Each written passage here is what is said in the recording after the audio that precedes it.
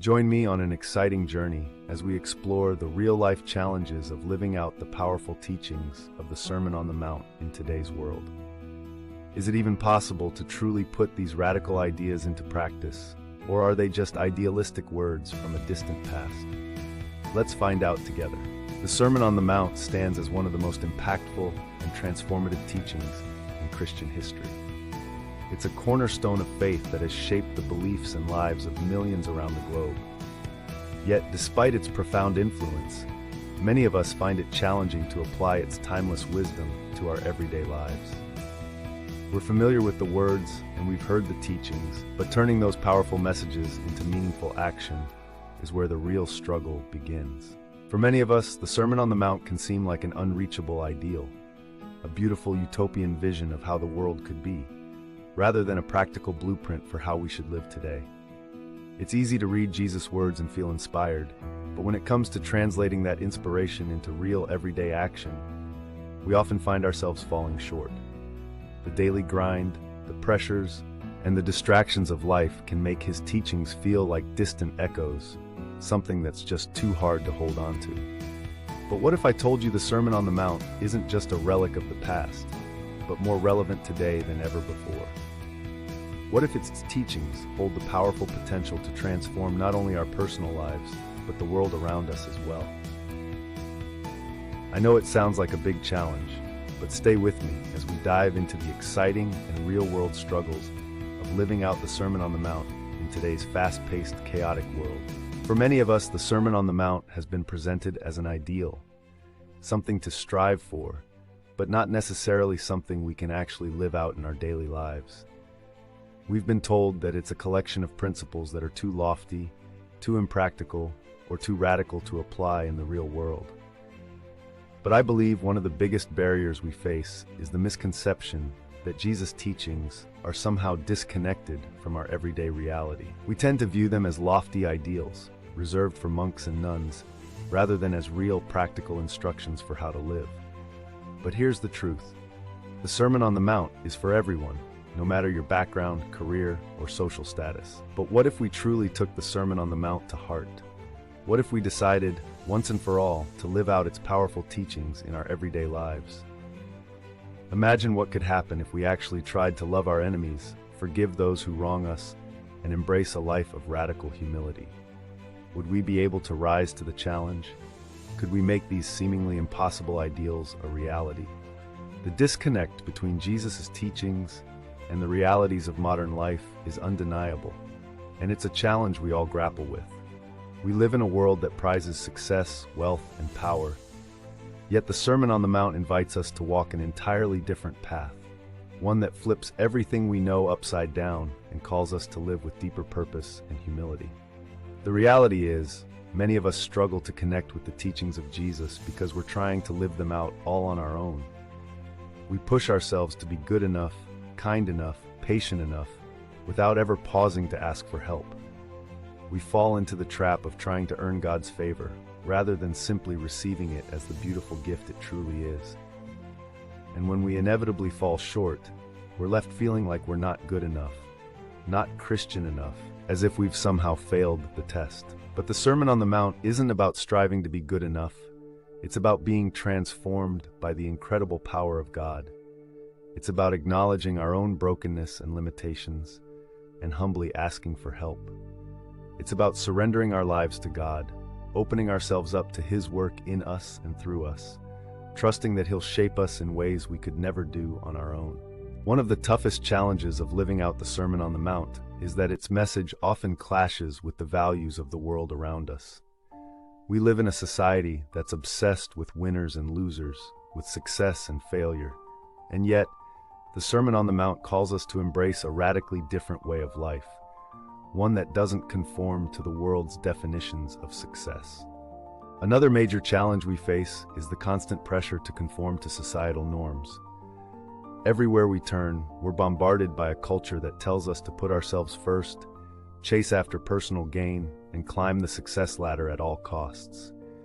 It's incredibly hard to resist these pressures, especially when they're constantly reinforced by social media, our friends, and even our families. It's easy to get lost in the theoretical side of the Sermon on the Mount, but the reality is, its teachings aren't just meant to be studied, they're meant to be lived. Jesus isn't simply telling us how to behave, he's showing us how to be. He's calling us to reflect his character, to embody his love, to become more like him every day. And that's a truly radical idea because it means we're not just aiming to do good things, we're striving to become good people at the core. So how do we actually put these powerful teachings into practice in our daily lives? How do we love our enemies, pray for those who persecute us, or turn the other cheek when it's so counter to our instincts? It's not always easy, and it's definitely not always comfortable. But the truth is, it's worth every bit of struggle. Because when we embrace and live out the teachings of Jesus, we open ourselves up to God's transformative power in ways we never imagined. Now, let's take a deep dive into some of the core teachings of the Sermon on the Mount and explore how we can bring them to life in our world today. How can these ancient words still speak to us and guide us in the chaos of modern life? One of the most radical and challenging teachings of the Sermon on the Mount is the call to love our enemies. It's a command that directly confronts our natural instincts, urging us to respond to hate not with anger, but with love. In a world that seems more divided by the day, this message couldn't be more timely. It's a call to put down our defenses, to forgive those who have wronged us, and to actively seek reconciliation, no matter how difficult it may seem. Take the example of loving our enemies. It's easy to love those who love us in return, but what about loving those who hate us, those who persecute us, ridicule us, or reject us? That's the real challenge. Yet Jesus calls us to do exactly that, to love them with the same radical, unconditional love he showed us on the cross. It's a love that doesn't make sense by the world's standards, but it's the kind of love that can change hearts and transform lives. Or think about humility. It's so tempting to take pride in our accomplishments, to boast about our achievements, and to crave recognition and praise. But Jesus flips that on its head. He teaches us to embrace humility, recognizing our own limitations, acknowledging our weaknesses, and understanding that true greatness comes not from standing above others, but from serving them. Or consider the example of inner purity.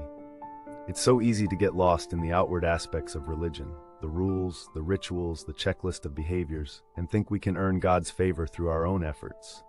But Jesus calls us to look deeper. He teaches us to focus on our hearts, our intentions, and the motivations that drive our actions. In a world that's obsessed with external appearances, this teaching is a powerful reminder that true transformation begins from the inside out. One of the most powerful examples of someone truly living out the teachings of the Sermon on the Mount is Malala Yousafzai, the courageous Pakistani activist for girls' education. After being shot by the Taliban for daring to speak out against their oppression, Malala could have sought revenge. Instead, she chose the radical path of forgiveness, choosing to heal rather than hate, and continued to fearlessly advocate for education and justice in the face of unimaginable adversity. Malala's story serves as a powerful reminder that the teachings of Jesus aren't just lofty ideals, they're real, actionable principles that can be lived out even in the most daunting of circumstances. It shows us that we don't have to be perfect, we just have to be willing to try, to take risks, and to step out in faith, trusting that God will guide us every step of the way. The Sermon on the Mount isn't just a collection of teachings, it's a powerful call to transformation. It challenges us to become the people God created us to be, to live in a way that truly honors Him, and to seek first His kingdom above all else. Living out the Sermon on the Mount is no easy task, but it's worth every bit of effort. It's a call to step into our true identity, to reflect God's character, and to live a life that pleases Him in all we do. As we start to live out the teachings of the Sermon on the Mount, we'll begin to witness the transformative power these principles hold. Slowly but surely, we'll see our lives shifting, our relationships deepening, and our communities being impacted in profound ways. These teachings don't just change us, they ripple out and change the world around us. As we wrap up this video, I want to leave you with a challenge.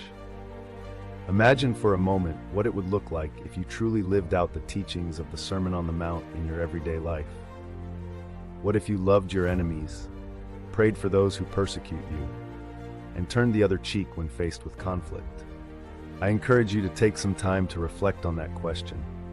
Ask yourself what it would really mean to put these radical teachings into practice and how they could transform the way you live.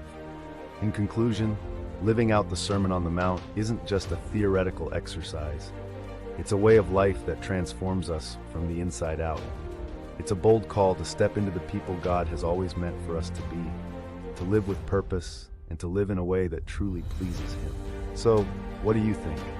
How can you begin living out the radical teachings of the Sermon on the Mount in your everyday life?